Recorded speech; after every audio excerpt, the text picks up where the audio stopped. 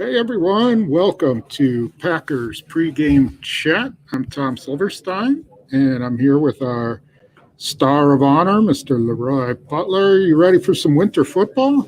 I guess this is what it's all about. I mean, this is the reason why you're talking about home field advantage. If there's anything to remind teams what they may face, is that. So that's why this game is important because the Saints won. So and forget about them. You control your own destiny. This is a big game because this is a playoff team in the Titans who went last year and beat the MVP, which was the Ravens. Beat them was and I think they caught a lot of people by surprise. But again, it's about Derrick Henry. But before we get into that, I know you're there. The weather is as bad as what Bill just showed. Well, it is snowing. I'm looking out from the press box, and it's not coming down in such a way that it's just piling up, but it is covering the field, and they've brushed off a third of it, maybe a fourth of it, and they're going to have to probably brush it off as the game goes along because you cannot see the yard lines right now. So I'm not sure what they're what they'll do. It's possible that warm-ups will kind of clear it up a little bit, with all the players running around on it. But if it keeps snowing like this, it's going to be fun. This is going to be a real snow game. And they slip anyway. If you think about it, when it's dry weather, they still slip. But, and this is what, and that Theodore just brought this up about, you got the best running back in the league. And I think he needs like 260 yards or something. I don't know, to get 2,000 yards. He's average, yeah. The guy this is the game for him. It should be Derrick Henry against Aaron Jones. I mean, that's what it should be. But this is why teams will not want to come through here in January, so it's a big game. Do you agree with this statement that this is a possible decider for the MVP?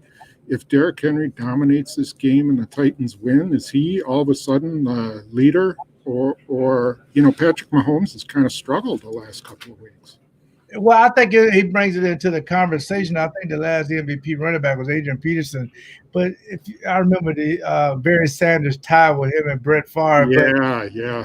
It's something to talk about, though, because Patrick Mahomes has not put up the numbers, and they struggle with Atlanta. And really, they got lucky because he had a pick, and the guy dropped it.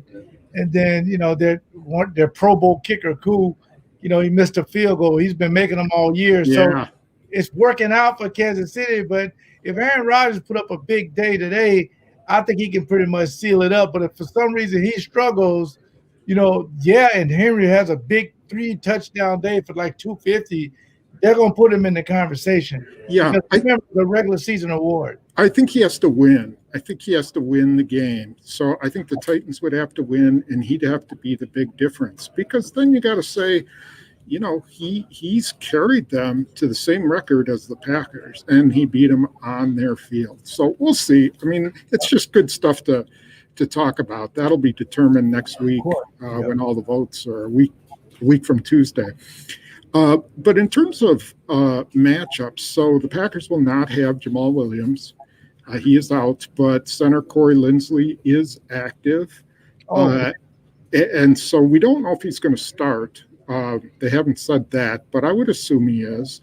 It's possible. Maybe a pitch count. You never know. Yes, right. It's possible they kind of, maybe they just have him around as an emergency guy. I don't know. But they don't really have anybody else. Safety Will Redmond is out with a concussion. Jay Sternberger out with a concussion. Aside from that, they're in pretty good strength. And the Titans. What about Rashad Gary first? Rashad Gary. He's fine. He's fine. Good. Playing. Yep. The Titans, they've had a banged up offensive line, and their secondary's been kind of banged up, but they're getting guys back in the secondary. Mm-hmm. And so, it's going to be a pretty good matchup, I think. And I think Matt LaFleur, he knows what the head coach of the Titans, because they coach together, Vrabel. So he kind of knows some things. They may know stuff about each other, but, all in all, I think the biggest thing, you got to set the play action up by running the football because Devontae Adams could have a best day. Remember, this defense, Tom, gives up almost 26 points a game. Mm-hmm. I They're mean, terrible. yeah, they are not a very good defense. So you can see a guy sliding down and Devontae Adams taking it 80 yards, but you can see the other way as well because the Packers defense, now statistically, they're not bad. It's just an eye test. Every now and then it's a dry, long drive. But I want to tell people, I break down each week, every Thursday, play action plays, and Aaron Rodgers is number one in the league. People will be shocked to know the number 2 person in play action quarterback in the entire league. And it's just my opinion, is Tannehill. Yeah. Because of Derrick Henry. This guy goes through his FaceTime, he puts it in there, and you may think it's in there with Henry. He pulls it out. A.J. Brown is deep. Corey Davis is deep. That's what they want to do. And the last thing, real quick, some advice, which was too late, but for the fans, when you see a guy like Derrick Henry stiff arm, you know, you don't want to run with your chest to tackle him. You want to knock that hand down. When you knock that hand down, Tom, he comes forward. Then you can tackle his shin. You get him on the ground. Okay. If you go there and he sees your number, he's just going to push you to the ground and run right over you. He's been doing it all year. You got to knock that hand down and then go for the shin, and he'll go right down. Yeah, yeah. So let's talk about a couple of matchups that you're interested to see. Let's start with the Packers offense versus Tennessee defense. Yeah, this is a 3-4 defense. The ones that Packers struggle sometimes a 4-3. So this is a 3-4 defense. But Tom, they'll blitz sometimes, and it's kind of a head scratcher. Like they bring 4 weak, the strong side flat, wide open, but they're hoping the quarterback don't see it. So what they gamble quite a bit. Malcolm Brown will be covering Devontae Adams, and they feel like that matchup is something they'll be okay with. The safety Vic Vaccaro, I liked him. Coming out, doesn't have a lot of stats, but he's a veteran. So my thing is, I'm glad we talked about Corey Linsley because Lucas Patrick, Tom, hasn't had the greatest of weeks. Mm-hmm. So keep an eye out for him because if he's not playing well, they're just going to bring Corey Linsley in and put Jink back who's a Pro Bowler, by the way, back at left guard, and there you go. Yeah. But Wagner's been playing pretty good, so we'll have to see how that turns out. Okay. I think this is a game where Devontae Adams should be able to make some hay. They like to play a lot of press coverage, some man. They are really good at disguising coverages. I think Matthew Stafford said they were the best defense he had faced at disguising coverages. So something to be said for that. On the other side of the ball, how do you stop Derrick Henry? I mean, strategically, how do you stop him? Well, you can't. If they got 3 wide receivers and he's the back, you got to just play your base. Play your base as much as possible. But every time they see 31 Amos in the box, they're going to run it. They're going to do the same thing San Francisco did. Every time they get a defensive back in the box, they're going to run the ball. Mm-hmm. So what they do is mix it up some. Now 52 is healthy, and they can rotate some of these different fronts up there. The Kenny Clarks of the world, instead of being head up, I would put those guys more in the gap. Because if they can penetrate, that'll make Henry take that first cut away from him. He has to restart. Then you can get guys to rally. Yeah, you just have to make sure, like we showed on X's and O's, that you don't get out of your gap. Yeah. That you don't. One of the things Kenny Clark talked about this week was, if you're going to shoot a gap, do it with your hands. Get the guy off you with your hands. Don't duck under so that Henry can just cut behind you, because you can't cut back if you're not playing it like this. I thought that was really interesting. So it's going to be a lot on the shoulders of the defensive line, don't you think?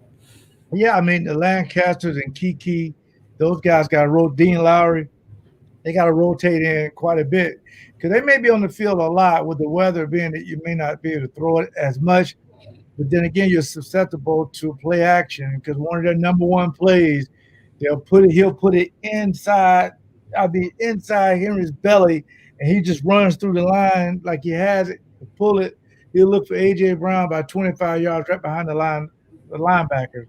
So 51, 54, 58, They got to really attack that line of scrimmage. If he doesn't have the ball, they got to redirect and get out of there and get some depth. Otherwise, it's going to be a massive hole in the middle, and that could be their bread and butter play. Now, if you shut that play down and the Packers get up, now they can't use Derrick Henry because they're down 3 touchdowns. Mm-hmm. But they also will say, well, that's how the Colts won. They were down 14, but they still ran the football.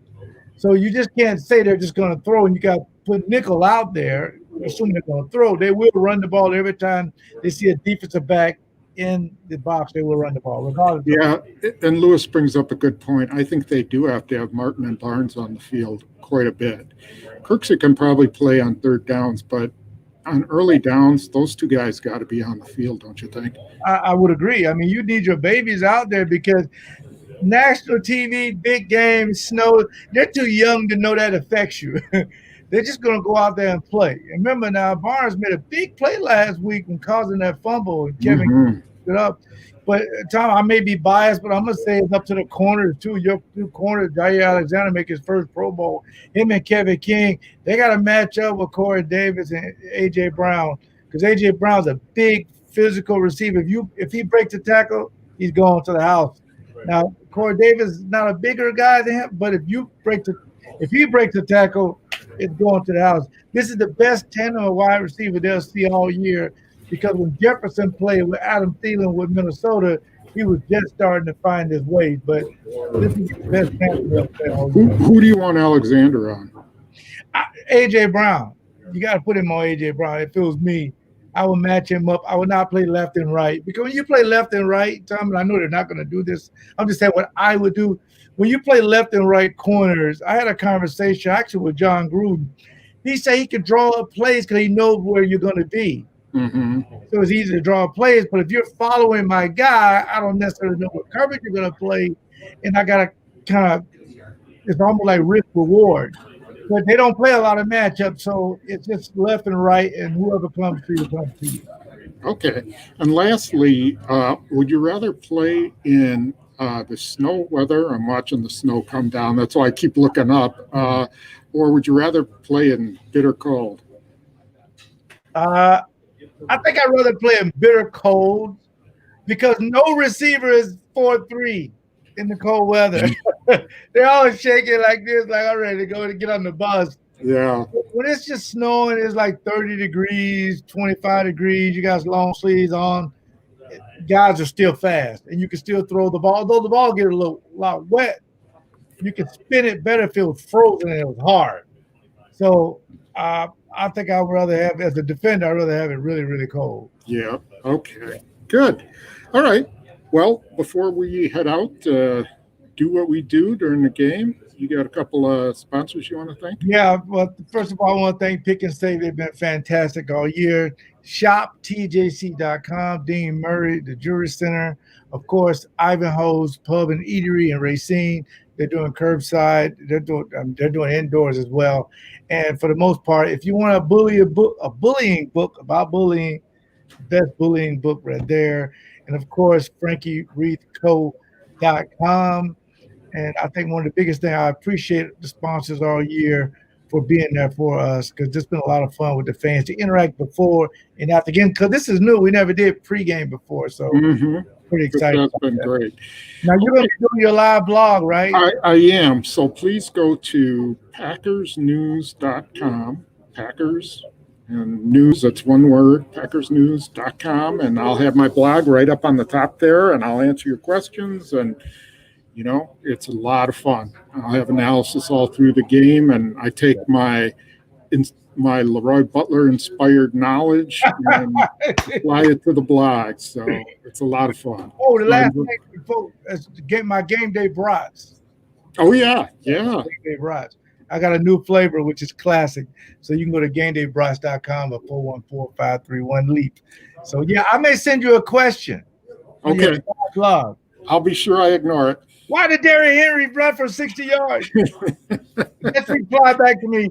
Wait till X's and O's and we'll draw it up. You know, you want to ask, when are they going to fire Mike Patton? That's the most asked question on that. There you go. Thank you, Elizabeth. Thank you. That's where you want to go. Yeah. So it'll be a lot of fun. And LeRoy and I will be back for five Five questions and X's and O later in the week. Go Thanks, Pack. everybody. It's great seeing you. Bye-bye.